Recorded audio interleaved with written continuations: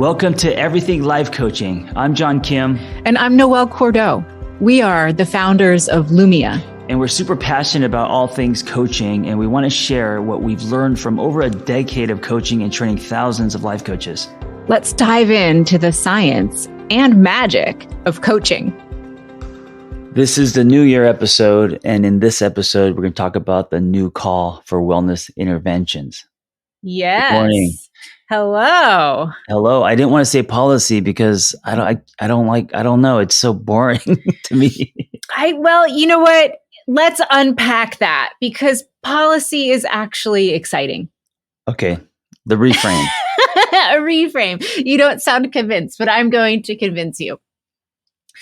You know how we talked about a couple podcasts ago, the way that coaching gives us structure, frameworks, basically rules around communication that actually allows us to slow down the functioning of our reactive, limbic, and reptilian brain so that we can use our neocortex. Yes. Those same rules apply to the way that policy engages with society at large.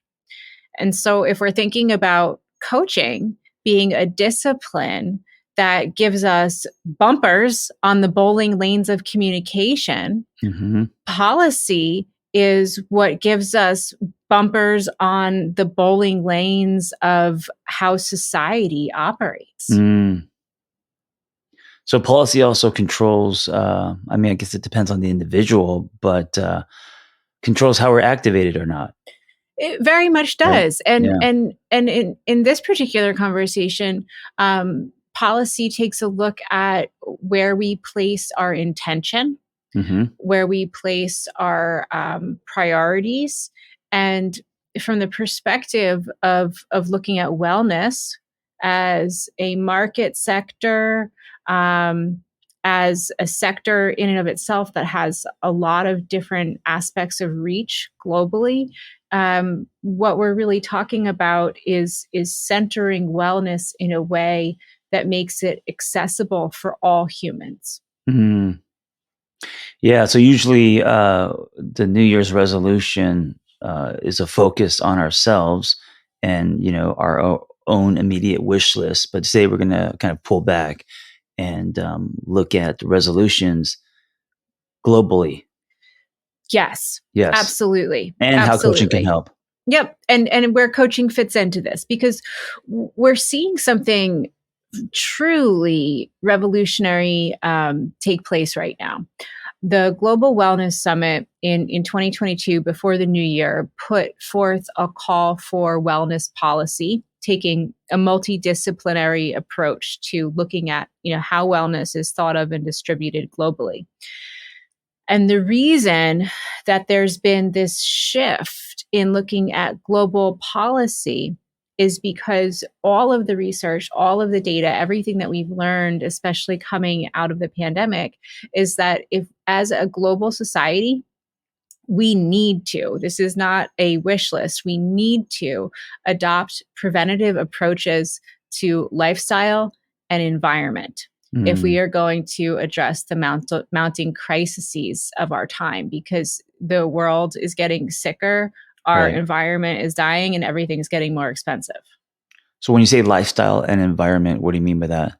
So this is why it's such a big blanket. It's such a big blanket. And this is a really great place to look at, the different sectors and where coaching sits within this. So if we're talking about lifestyle, what do we know? We know that the world's population is growing sicker, lonelier, and older. Right.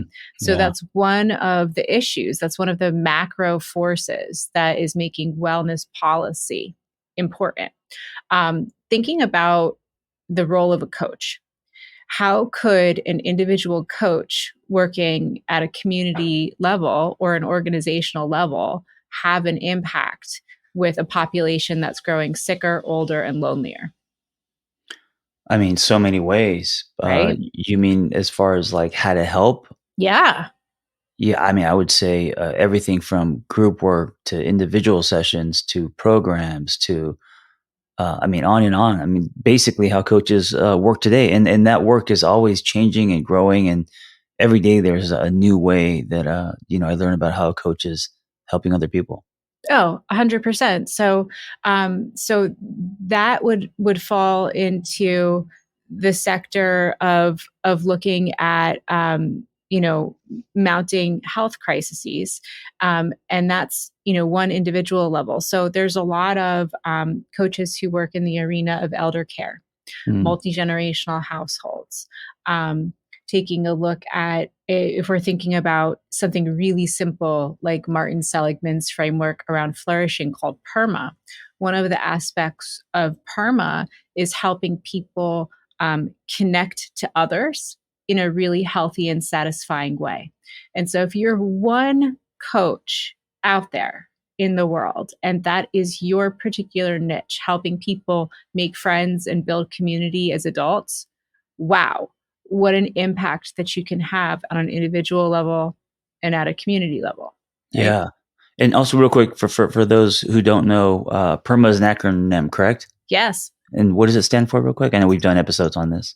Yeah. So PERMA is a model. It's a scientific theory of happiness. It Hmm. comes from Martin Seligman, and the P in PERMA stands for positive emotion.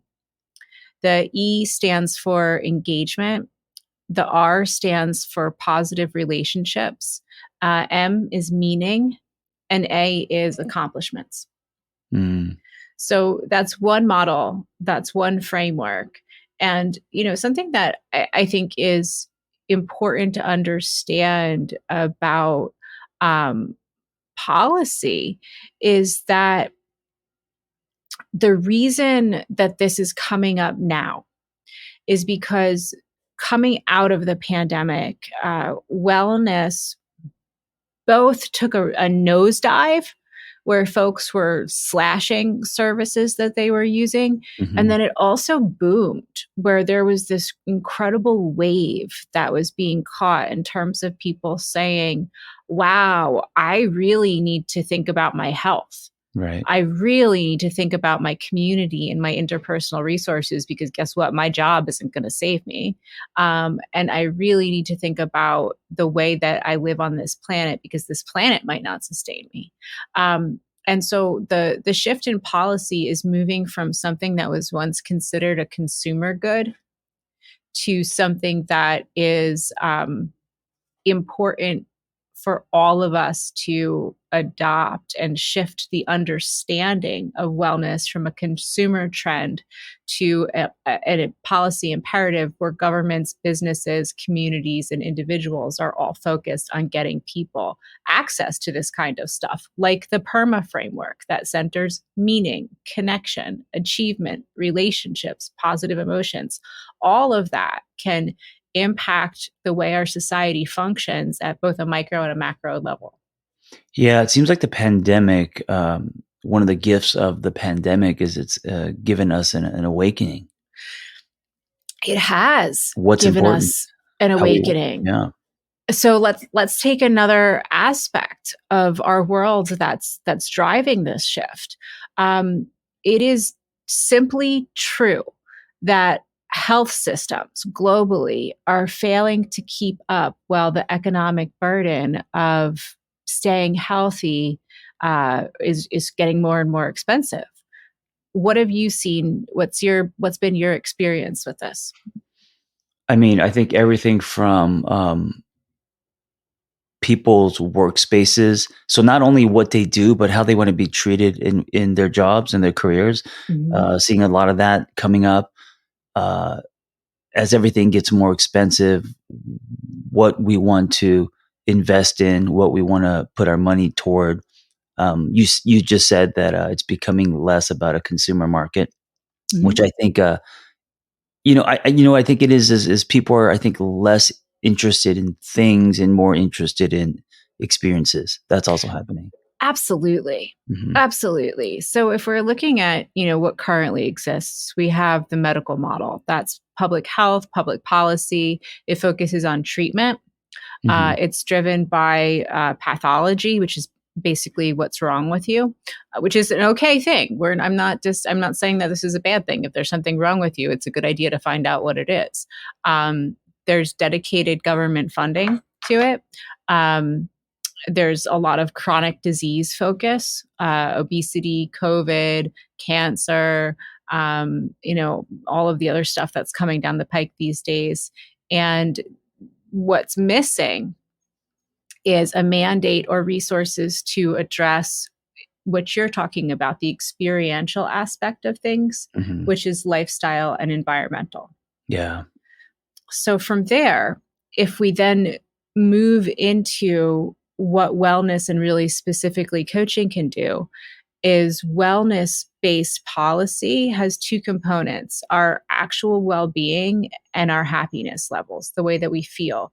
And implicit in both of those is our physical environments and our relational environments, whether we're Mhm. at home, at work, at a store, on a road. All of this plays into the way that we experience our lives. So, wellness policy, and if you're a coach out there, listen to this carefully to see where you might find interest, because this is work that you can do. Is prevention on health optimization with the goal of improving well-being and happiness. I know a lot of coaches who focus in that area. What do you see? You're probably more in that space than I am these days. When you say prevention, what did you say? Prevention of what? Prevention of disease, Mhm. health optimization, with the goal of improving both the way that you look and feel and how happy you are. Yeah, I just personally joined, and there's a lot of this stuff happening. It's a membership to exactly what we're talking about, where someone comes to my house, they do blood work, they check all my levels, and it's kind of putting a black light to everything from bloating to testosterone levels and all of this, and it's really booming and I'm doing this because I'm about to turn 50, but it's really taking a front seat as far as like quality of sleep, um, the way that our body reacts to food, all this kind of stuff. So there's like this new, instead of just going to the doctor when you're sick, right, which is kind of our parents' definition of wellness. There's this new, and a lot of companies behind fine tuning your your body, your state, and what you're talking about, environment, relationships, all of that. And I think like it's almost becoming a new way of living. I agree. And this is exactly the conversation that we need to be having and shouting from the rooftops. Hmm. As we move into a new year, there's a lot of new shifts that are happening and taking hold. What you're describing is integrative health that's Yes. coming to your home. Yes. So, for coaches out there listening, wow, this is something that you can do, because the sector that John's describing is driven by individual lifestyles and environments for wellness. So, where we need to widen spaces for access is in who has access to this kind of stuff. Mm. Are there community centers where people could drop in to get that kind of information, in a low cost format? Can we look at this in terms of the way that health and public policy are currently centered on spending and say, hey, maybe we can shift some of those dollars over to preventative wellness so that Hmm. folks don't get to a place where disease needs to be treated? Yeah, and And also I think as we all decide to fine tune our lives, it creates a lot of room for now coaches to come in, because coaches can be specializing, in different areas of your life, as opposed to like general therapy. oh yeah. And so we just, touched on the health side of things, but then there's the whole other side of the coin that's, happiness and well-being Right. outcomes. I cited loneliness as one of the major problems that our society is facing right now. Happiness policy and thinking about this from the perspective of a coach, is focused on basically a top-down approach to changing the way that we look at our environments. And I think that this is where a lot of workforce wellness is coming in, Hmm. because people are just so gosh darn miserable that there's now this kind of critical look that's being taken at, well, what are our environments like? And this is a place where I think there is, heading into this new year, especially, a ton of space for coaches to step up, innovate, and really create new applications for wellness that don't exist yet. Yeah, and that's really exciting. It is exciting. So if we're thinking about, our environments, this is massive. I've been talking for a long time about this concept of wellness real estate, right? Hmm. Um, and that is the consumerized version of this. When we shift it over to a policy mindset and global call, what we're really looking at is our environments themselves. Everything from the access to trees that we have and green spaces, to access to sunlight within the Hmm. buildings that we work, or beautification projects, or street lights, or our homes. And it's incredibly extensive to be thinking about, well, what does increase well-being and what does increase happiness, since we know that those factors contribute so greatly to preventing disease and equipping us to face the challenges of our time. Yeah, I think it's exciting. Because I feel like I'm a little bit older. I feel like I'm not like our parents, but I'm also uh, not a millennial. I'm somewhere in between. Growing up with this very color by numbers uh, to happiness. Go to college, get a job, all of that stuff, security, insurance, and now I feel like it's not color by numbers. I feel like there's a lot of customization. I feel like we can create anything that we want as far as life design, our environments, everything that we're talking about is just like opened up. It went from like black and white. I picture like Pleasantville or like that Leave It to Beaver kind of TV show to now life in color. And it's exciting, but it's also kind of terrifying because it's like, where do I even begin? I hear you. Yeah. And policy helps with this, I think. Policy And gives it po- framework, structure. yeah, policy. This is exactly it. Exactly. The Global Wellness Institute put out a really nice chart that kind of looks at, where this all lives. So if we're talking about the old, we're talking about basic needs that obviously we all need to attend to from a policy perspective, making sure that people have shelter and housing, Hmm. water, basic safety, crime, violence, nutrition. And then from there, we kind of bridge out into access to education and employment and access to opportunities and equity. None of this is new. We've been talking about all of this for a long time, Hmm. and there are a lot of policies that are set forth to advance this stuff, alongside environmental protection, which is water quality, greenhouse gases, natural resources, biodiversity, right? So those are our basics. That's the foundation. We need to keep on keeping on with all of that. Where the space for the new lives is really specific, and it's also really specifically oriented to what coaches can do. One of three areas is community and connection. Mm. And what that looks like from a policy perspective and from a coaching perspective and from an entrepreneurial and innovative perspective is, how do we actually create the next for social support network and connections? How do we create the next to combat loneliness? Mhm. How do we create pro social behaviors like kindness? How do we reboot participation in communities when we've gotten so fractured? So I'm not saying that there's a solution set out there. I'm saying that this is a problem that everyone needs to come together to solve, and coaches have every opportunity to be at the forefront here. Yeah, I hear you asking um, better questions as far as like, I think we're all asking different and better questions today more than ever. Absolutely. Yeah. Absolutely.